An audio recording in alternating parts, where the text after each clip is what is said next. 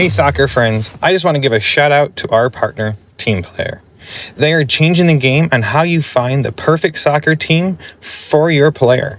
Parents, this means no more endless social media scrolling to find information on teams. With Reeplayer, everything you need to know is just a few clicks away.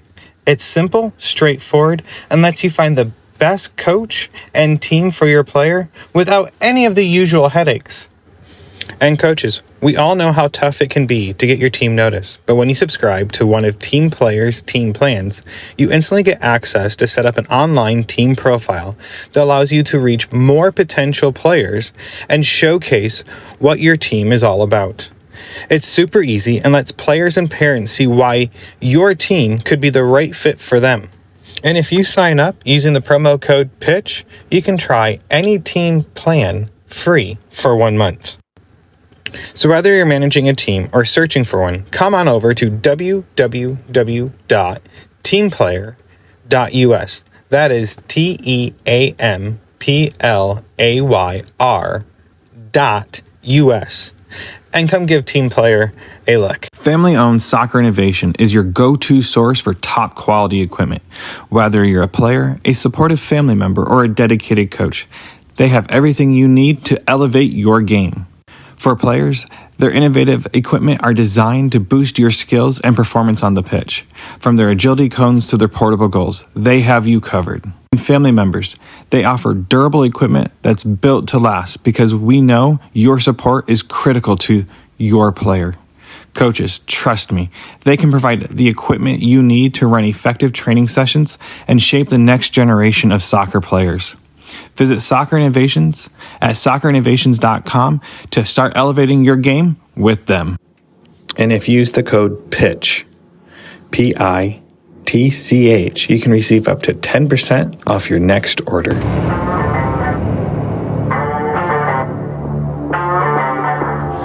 Hello, and welcome back to Chat by the Pitch. This is Ian Babcock, your host. This is part 2 with Reeplayer. I hope you all will take the time and listen to it. I hope you all will enjoy it. So let's start this chat and head to the pitch.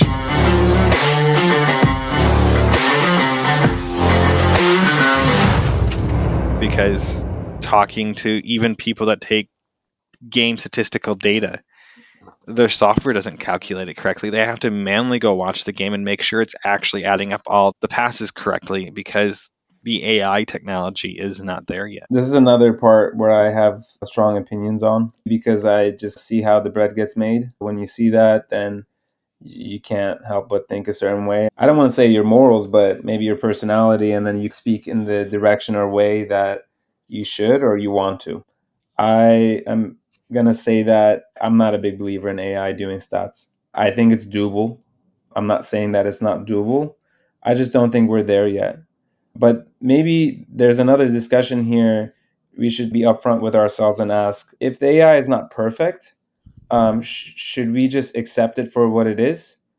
Maybe, if we're okay with that. I think if we say it's not perfect, let's accept it for what it is. But I just don't think it's being marketed as such, right? It's not like a work in progress. It's more, here's the final product.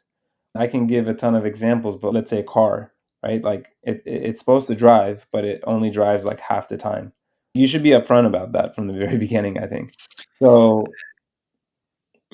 I agree with you. Talking to a lot of these folks that I have interviewed, which has yet been released, an episode about player statistics, and they have an analyst sitting watching it, and they need the roster. So it's not 100% accurate using AI. And I think this is something that is being marketed with a lot of camera systems currently that are out there that are using AI and saying, look at us. We have all these powerful tools. We can tell you how accurate your pass percentage is. And come to find out, it's only 75% accurate because it couldn't read your jersey number correct because it was reading. Yeah, and it's a selling point, man.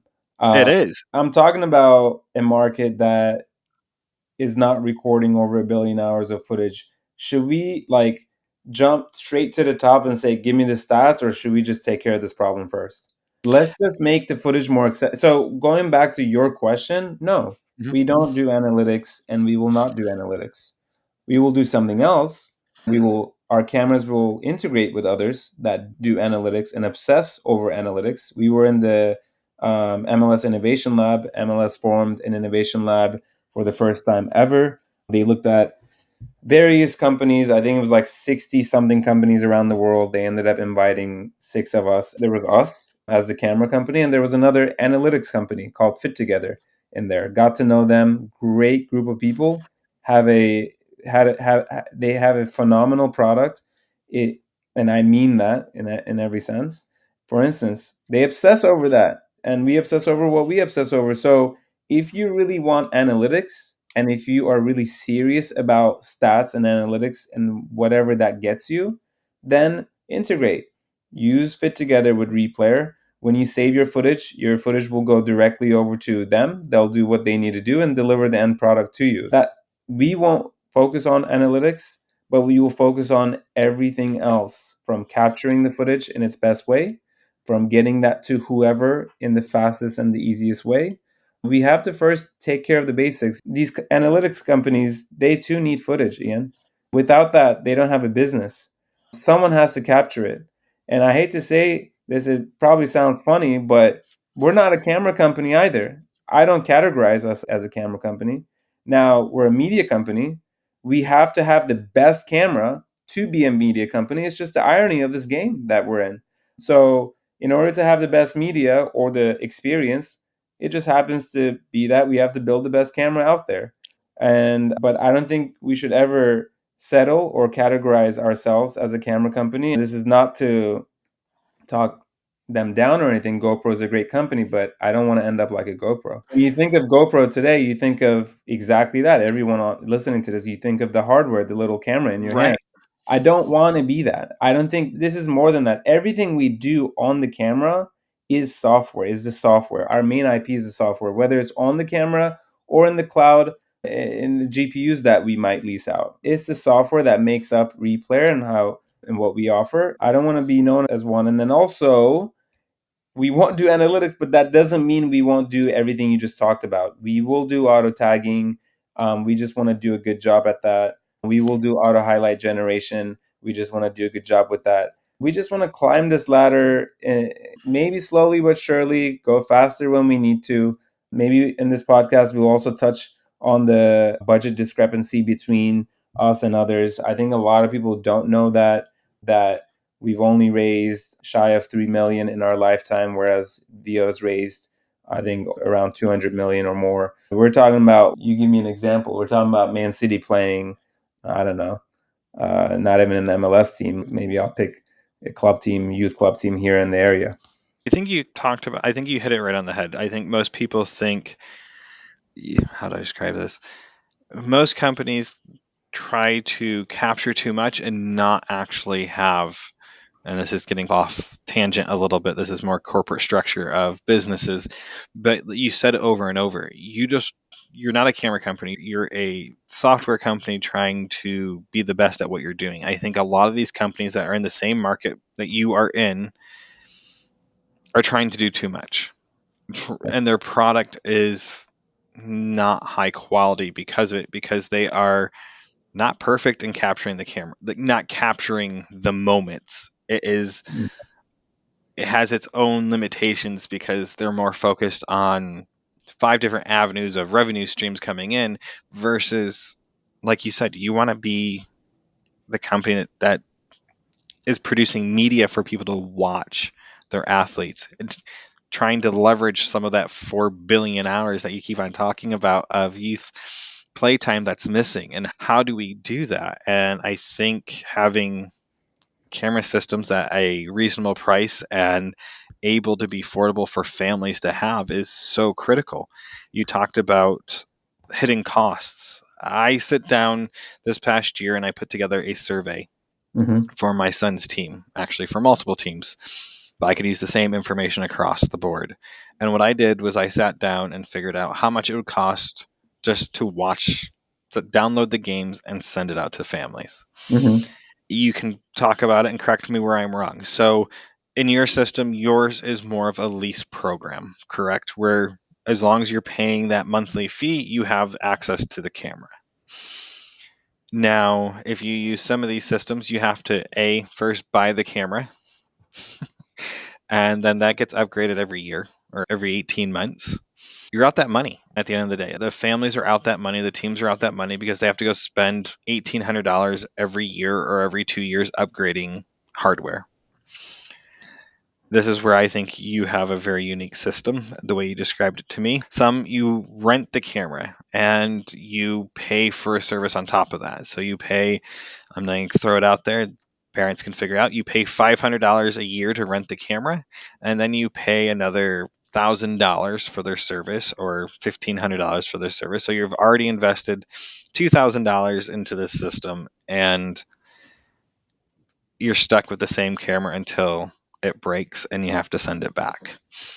Most of the other ones, you buy the hardware and then you just pay for the packages to go with it. And like the first year can be the cheapest. I think I found one was about $2,200. And the most expensive system out there runs the first year is about $3,500, depending on the camera you get and what packages you get. And I think it actually slightly higher because one of them, I don't even think I could find the price for the camera because they didn't disclose it on their website. So I completely left it out of my survey for my parents. And that kind of broke my heart. So I only had 4 camera systems I provided. Mm-hmm. And the only thing that's expensive I found out of the gate, and as a parent, but they all have it. That's all part of it. Reeplayer require a case and the tripod to be bought. Mm-hmm. All the other ones require you to buy the same thing. So it's not like it's something that's unique, but your actual yearly cost was significantly lower. Yeah. And we can talk about all the other. Let's talk about that for a bit because the timing of this podcast is also interesting because we're actually considering a change in pricing. Let's talk about the pricing that you just mentioned and then the pros and cons and the market itself when it comes to pricing. I think my father was a serial entrepreneur and he used to say the most critical part of any business is its pricing of its products. And we need alignment here. So I'm going to say it again. And the first thing I did was run that survey throughout the nation to understand what people are willing to pay. And then we went and innovated. And our pricing is still today, as of now, is $11.88 for the whole year. And the camera that's $14.99, pretty much $1,500, is paid by us. And it's quote unquote leased out to folks. Nothing is free in life.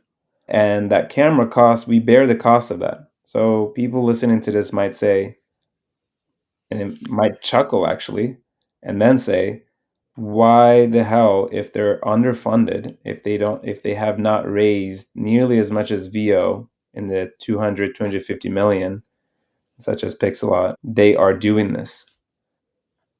We're a mission-oriented company. We want people to be able to record. And so we decided that we want to bear this cost and make this work. And so up until still today, that's our pricing. You go on our site, you get a replay, and we send you the camera, and that's what you pay for the subscription. We are thousands and thousands of dollars. When you do what you just described in an Excel sheet and you do that, let's say you're going to hold on to the camera for 3 years, you do that, you're going to see that we are at least $3,000 to $4, $5, or $6,000 cheaper than others. That's not a little bit of money. This came at the expense of the company's growth.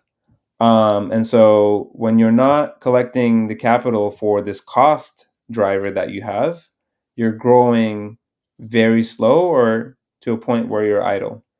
And there are a couple of things you can do. One is you can raise capital from investors, outside investors, and continue to provide this model. Or you can not do that and grow with your community. The difference between the two is when it's time to actually make the right decisions, you can still do so when you receive the feedback from the community. Whereas when you're with investors, you might get nudged in the ways that they want you to be nudged. And so who loses at the end? The athletes and the parents, and then it trickles its way up. You said 2 words that stuck with me, and I wrote it down. You said parents will invest and then they're stuck with a camera. I think the word invest is fine, but if you and others, and I've heard that word before too, say that you're stuck, there's something wrong there. Why do you feel that you're stuck? It's either that you think what you're paying for is not the right value, that you should be paying for it, or you're not getting enough from that system. We need to fix that. And it's fine investing in your kid's future or your team's future, but you shouldn't feel like you're stuck. So now we're at this fork road, right? We have this dilemma where we're giving away the camera, we have the cost of the camera that we bear, all in the of this mission that we have to get athletes discovered.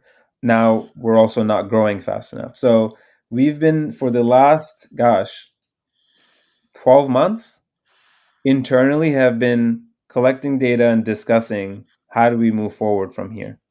Do we go raise a lot of capital and keep it the way it is, or do we change our business models? So we've been exploring ways to do this and do charge for the camera, but still do it so in a way where we're giving a lot of value.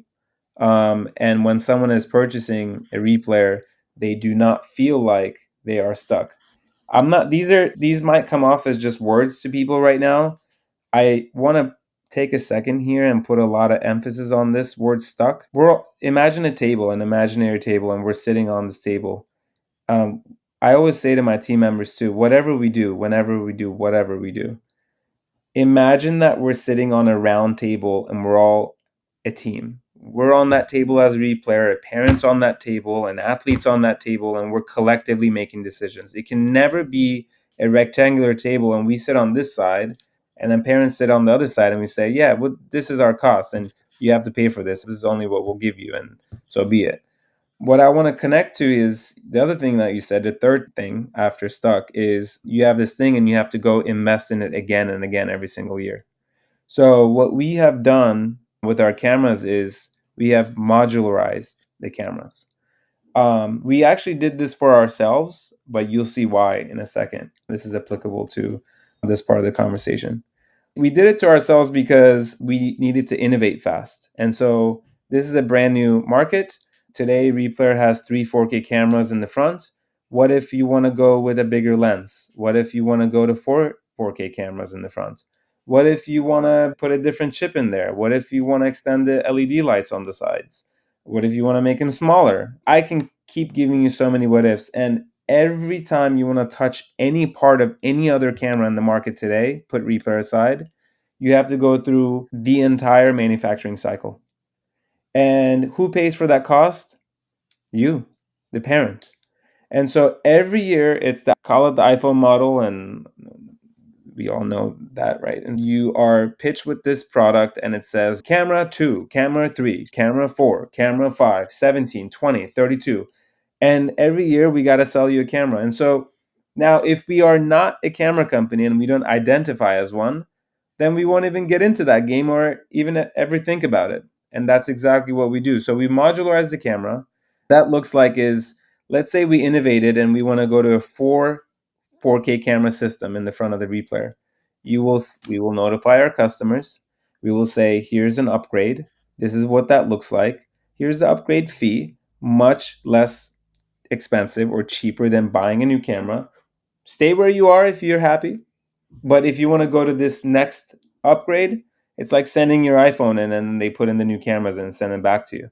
So same thing here. You'll send it to our facilities, and I haven't mentioned any of this at all. I'm surprised on this podcast so far. We are a fully US based company, headquartered in Los Angeles, California, and we R&D and manufacture with brilliant people in Pittsburgh, Pennsylvania. All of our engineers are ex Carnegie Robotics folks. They're from Carnegie Mellon, and they are just brilliant, brilliant people. We're probably, honestly, the only camera company. I know Vio has their internal team, and I don't know them really well. So if anyone does, please LinkedIn me and educate me.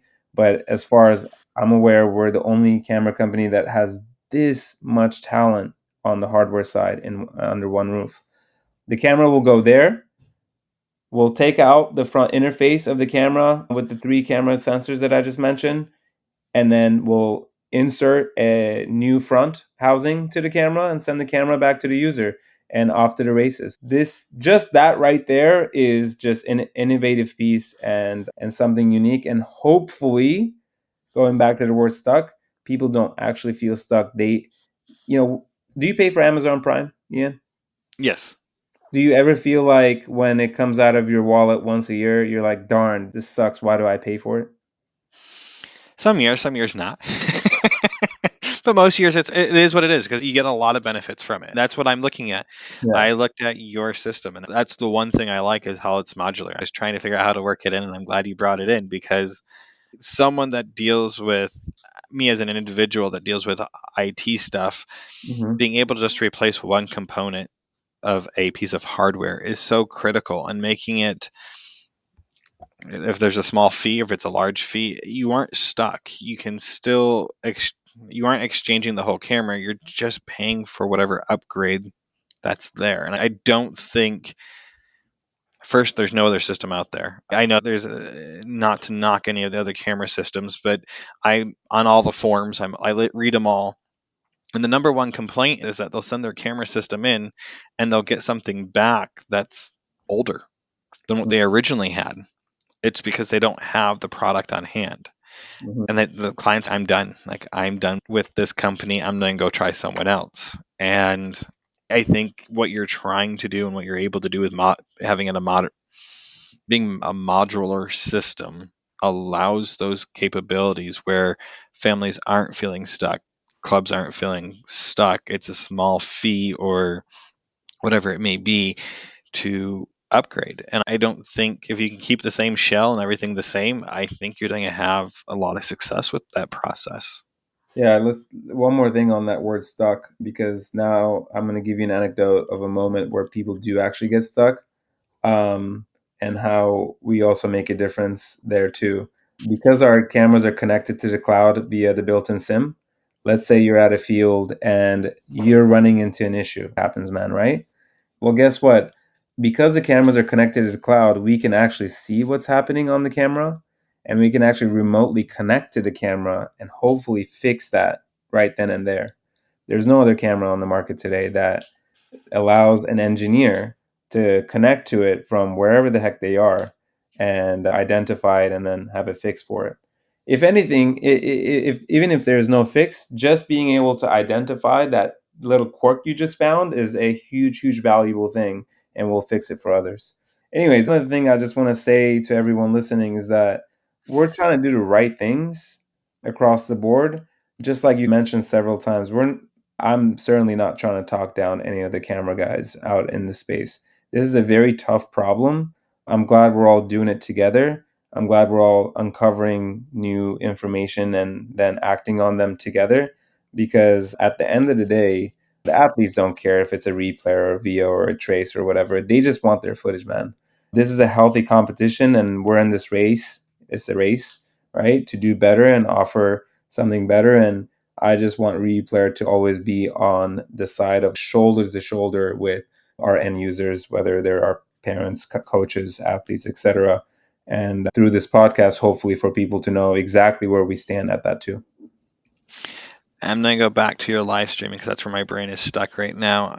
On your LinkedIn account, I do follow you all on LinkedIn, and you had a client, and he was watching his team play at 30,000 feet. Yeah. As a parent, I found that to be very impressive, because it just shows how far capturing moments for parents to watch their players play this beautiful game is able to do it. I'm one of 6 kids, and I have family all over the country. My siblings are all over the country. I have my mom and my stepdad that spends half the year in New York, half the year in Florida, and my brother lives in the same county as them in New York State, but the rest of my siblings, we're all over. Yeah. And for them to be able to watch my son play soccer or my daughter to play soccer is a big deal to me, because Yeah. it shouldn't be only in the moment while they're visiting us. And like I said, it's like my day job allows me to have the easier chance to go visit them. But at the same time, for them to still feel close to their family and their nieces and nephews, or grandparents, their grandkids, or your best friend watching your kids play, I think that's so critical. And having technology that's being leveraged to allow this and allow it at I would call a reasonable price to be done is amazing. There's so many things that have crossed my mind because my mind is in 5 different places dealing with this because of conversations I've had in the last 3 weeks. Even has changed my perspective of how to help and change a culture here in the United States. And with that being said, how do you plan on moving forward with the company from being just the media company that you are to being more than a media company? You talked about having, I would call it, more strategic partnerships with things and our people. How do you plan on leveraging what you have and having those partnerships in the future? So that was a parent who couldn't make it to his son's game, and not only he was watching the live stream from 30,000 feet, he actually started the live stream from 30,000 feet because the cameras have remote connectivity. I often say, and I know this happens, you don't need to be on those sales, quote unquote, sales calls. You don't need to be next to the camera to connect to it. I know that as a parent, sometimes you need to make a dash to the a grocery store to get Gatorade, but you forgot to hit record. Don't worry about it. Pull out your phone and connect your camera from wherever you are and hit record. So I'm very proud of those moments. I think the answer to your question is along the same lines, which is for us on the wall, it's not how many cameras we sold or how many subscriptions we sold. It's more like how many clips have been shared today. They're just, yeah, there again, I'm gonna say it like I just want people to understand the sadness of the situation. There's over 1 billion hours of content not being recorded. If they are recorded, then our kids are sharing those moments. Today, I joke around, but it's the truth. Today, you can be sewing at home, put an iPhone in front of you, record that moment, post it on social media, and some sewing company eventually will come to you if you're consistent of it and say, you have an audience, people like you, can I advertise with you? Can you mention my brand and you'll make money from it? And that's just your side hobby. Maybe you have a full-time job, you probably do. And so as an athlete, the coolest kids on the block have no media in their hands, therefore they don't even exist in today's creator economy. That's unacceptable. I think we do a disservice to them. As Reeplayer, we're going to continue making this. I'm making it almost sound like we're this nonprofit, but this is what it really means to us. I think you can be a for-profit company and still have a strong stance at something, and this is it, man. Like we collectively we have to do this. This is not just Replayer's thing. These are about young athletes. This is about young athletes, and we're going to make capturing footage better. We're going to make live streaming better. We're going to make it more accessible. And if people are interested in partnering with us and they mean to do so, we partner with Native Frame, a live streaming company. They are phenomenal at what they do. They came to us and said, we can take live streaming to the next level. And our visions aligned. They're great people. That was a partnership. And so if there's any other company out there that's hungry and thinks they can be of value in this path forward for sports tech, especially in this department, then hit us up on LinkedIn or wherever. It's not rocket science. The technology might be a little difficult, but we'll figure it out. I think more importantly, it's the mission, it's the approach, and the sentiment behind it. Even if you're not doing anything with us or partnering with us, spread the word or send some love. We got to figure this out, man. This is a serious problem. I know we don't talk about it. You talk about it. You're one of the few people that talks about this stuff on your podcast, but we need to do more talking about this problem. Having that's the thing. It's like watching games. As a parent, I think the most influential thing for any athlete is watching the sport. And I think it's more important watching themselves. And you can go out and watch 100 EPL games, but if you're not going out there and seeing yourself doing it, Yeah. or seeing like comparing Or your cringe at movement doing to it. them, what? I said, or cringe at doing it. I Right. remember watching myself and cringing, and that's probably one of the biggest learning lessons I'll never forget. I think if players can see, oh, I did not scan well enough. This was the Right. pass I need to take. Like listening to the coach with my son this weekend saying, "You made the right decision, but you could have done this, and the ball might have gotten up the field differently." And hearing him say that, and I feel like my son's very intelligent, but for him to visually see it, because most people are visual learners, especially kids are visual learners. They don't learn by audio, they learn by seeing, repeating, and doing. And this is why they're little the sponges that they are. And I think having, like you said, if we could capture 100 million more hours a year of youth sports and trying to motivate parents and clubs to actually be proactive with this, I think kids going out and watching themselves play, like you said, even on the car ride home, I couldn't even imagine finishing up the game. By the time we walk to the car, he can grab one of our iPhones and sit down and rewatch his game, and on the way home and be content for the next 30 minutes because he's reliving the loss or the win or those emotions he had, and he can Yeah. see why he lost his cool, or the joyous moments of landing a great corner kick and the team assisting with a goal, or taking a free kick and realizing, wow, that was a really bad kick, why it was Right. off by 15 feet to the right and 30 feet off the ground, and reliving those moments and seeing it. I can't fathom that with the current systems out there, but you're getting to that moment and trying to get to that moment. And I don't know if parents truly understand. There's a big debate right now in the world of youth sports of that 10,000 hour rule. Mm-hmm. You can master something in 10,000 hours of doing it. And the big debate is, do you actually have to be doing it, or could you be watching someone else do it and learning to be better? And there's a whole psychology on this right now. And it's amazing that the one thing they do talk about with athletes is video at any age and rewatching them, because watching themselves, because they learn by their own mistakes. And not every athlete can sit down and watch 60 minutes of soccer again, but most kids will sit down and rewatch themselves because it's them. And this comes back, and this is a whole side tangent, but like you said, I like the live tagging, and you can bring this all back full circle where we started with some of the stuff.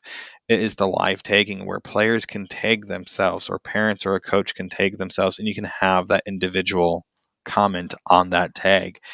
Me as a parent, if I tag something, or if I'm coaching, and I would have loved this when I coached my son at 6 and 7, tagging that moment, a moment in a game, explaining to parents, like, can you talk to your player about this? And you can have a whole side conversation with not ever actually watching the film together.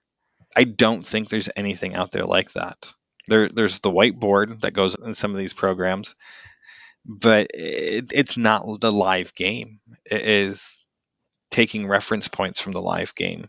I think that's what you're doing and trying to do, is setting up a lot of success. I was talking to a coach telling him, like, you can live tag the game and put comments in as the game's going on, so you have that moment to remember. And I go, I can't imagine, because unless you keep a notebook while you're walking and you write down the minute of everything happens, you won't remember. And then you have to go back, and what you think in that moment and then when you rewatch it are two different things.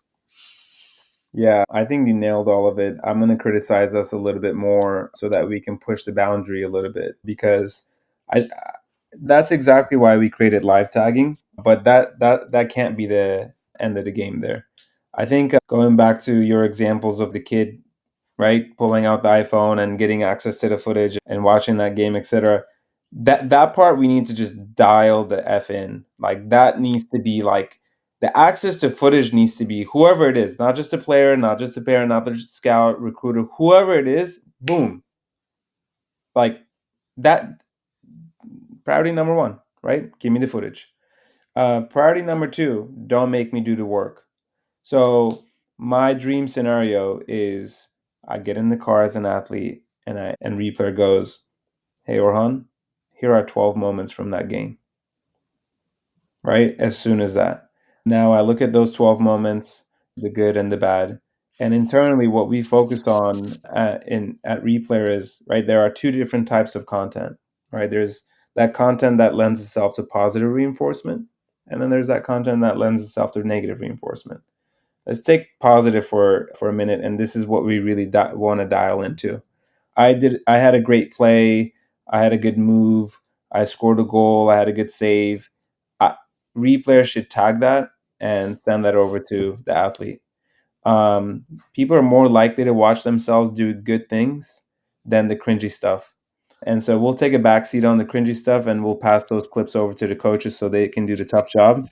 But my point is, regardless of how old you are, you can be 6, 7, 12, 14, 16, 18, 36, whatever it is, you're going to want to watch the good moments. But going back to the kids, the best part is that if let's say those 12 moments that we just said, hey, what was your kid's name again? Landon, 12 moments from your game, take a look, and let's just say that 12 of those moments are moments he shined in. How is he going to feel after watching that? It's the Hopefully, you respond. it's the positive reinforcement of everything. I think Yeah. this is the world that I've been in for 18 months is sports psychology, trying to help my son have a better mental game. And seeing what they do well is so critical as being told what they need to improve on. It's changing the verbiage of how we do things, and video is part of that verbiage. It's a visual context of what we're trying to tell our players. It's my son came home this weekend and told me he played horrible in two out of the three matches he played, and I turned around and told, or four. Let me think about this. Or however many matches he played this weekend. He told me he played horrible in all but one. And I'm like, bud, one of these games was one of the best games I've seen you do X, Y, and Z. And this is the best game I've seen you do this type of movement in. And this is the best game I've seen where you can keep your emotions under control. Mm-hmm. And having that positive reinforcement. But in his mind, he did horrible because two of those games they lost. He felt like he could have done more. And having that video to show him how great he was is a game changer. You can only say so much. They have to visually see them excelling, and having those 12 highlight reels moments in that moment would be huge because that would show what he was successful. And I don't think we're able to capture all those, and they don't think they remember it because our bodies, there's a stat in a 90-minute match you might have, or in a day, not a match, in a day, you have 60,000 thoughts, something like that. 40,000 of those thoughts are negative thoughts.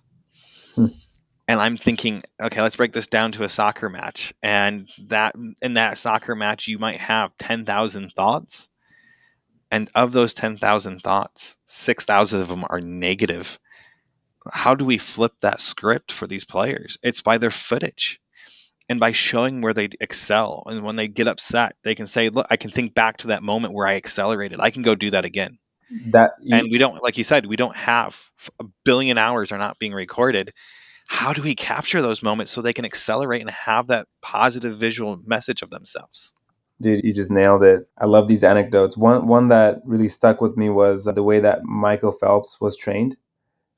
He wore blacked out goggles, at least his coach made him do, and he needed to visualize his race. And that's how he trained. The power of seeing, right? Visualization. I think you nailed it. The thing about positive reinforcement that we really talk about and lean into and want to lean into even more next year is those 12 moments. Say that they are those good moments for Landon. He watches those moments, then now he understands what he does great.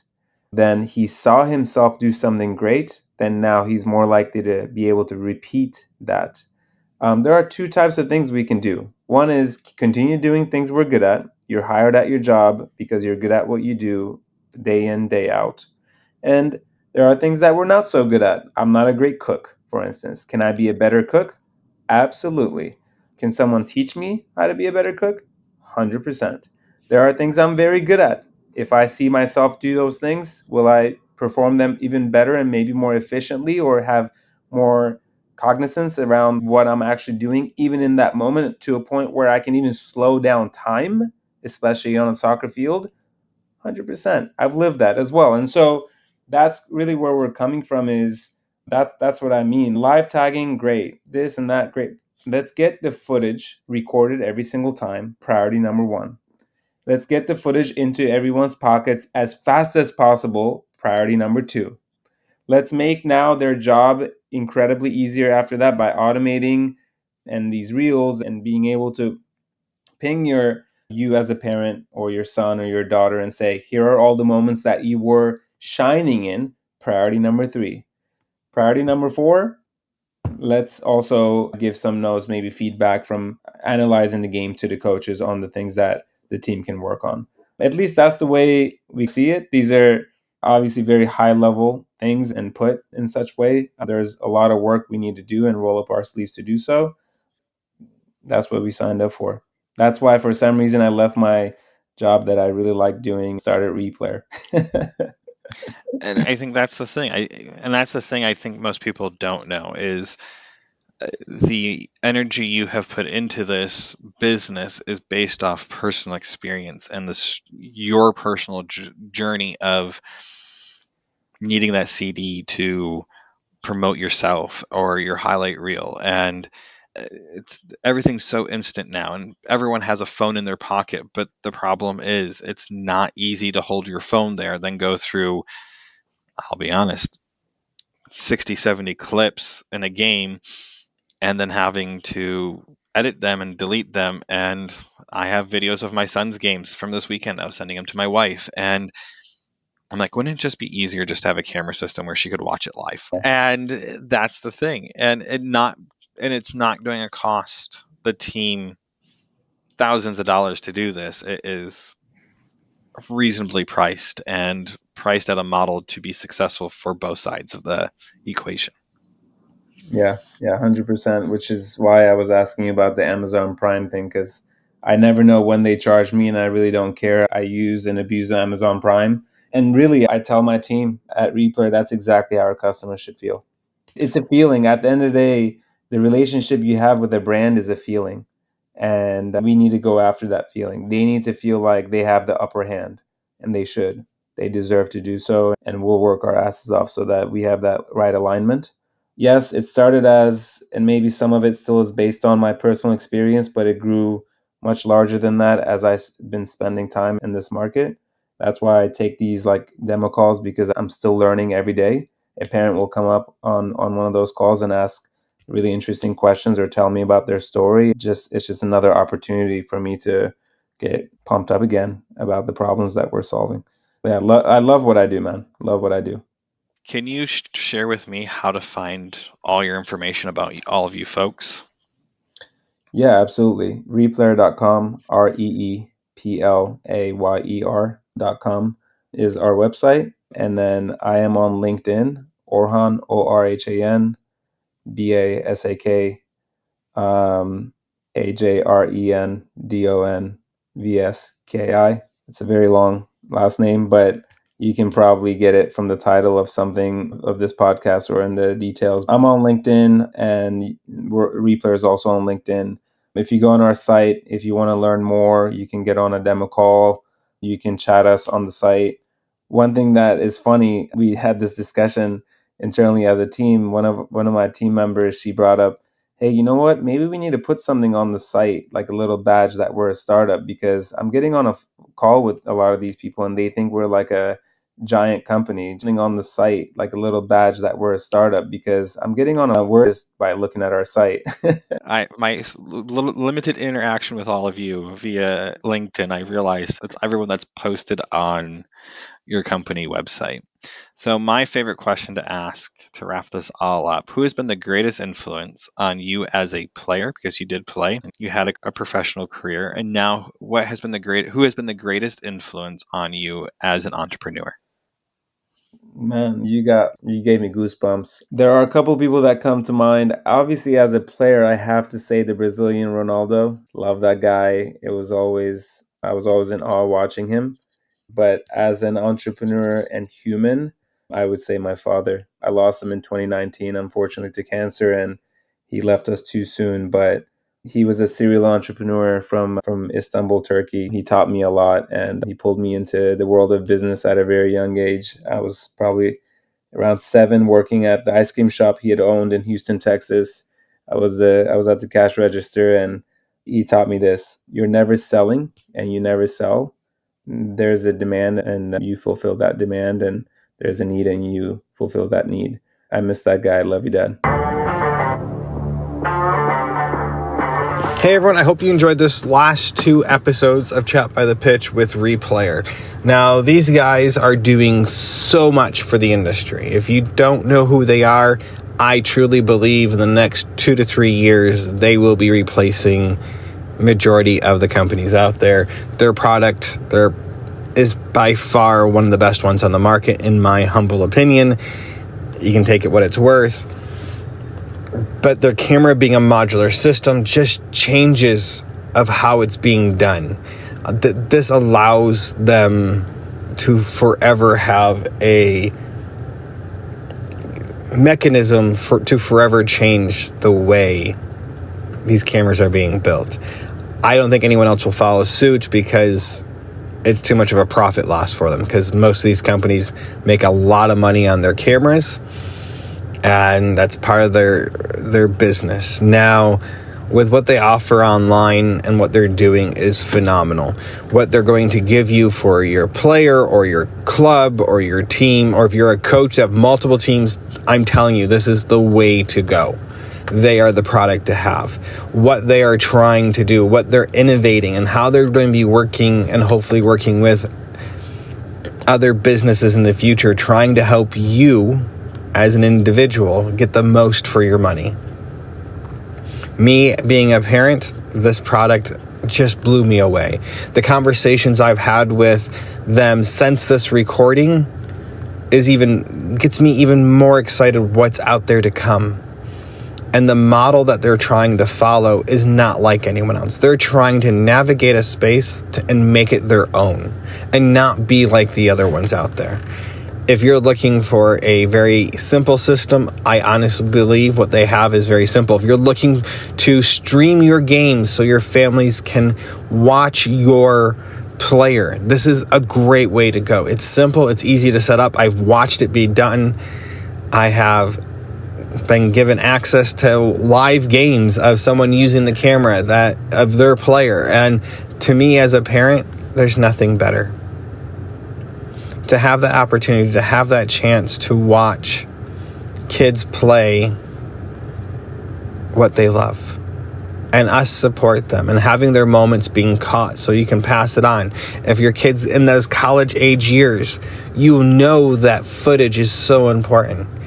If you want your player to be recognized for their talents, this is a great system.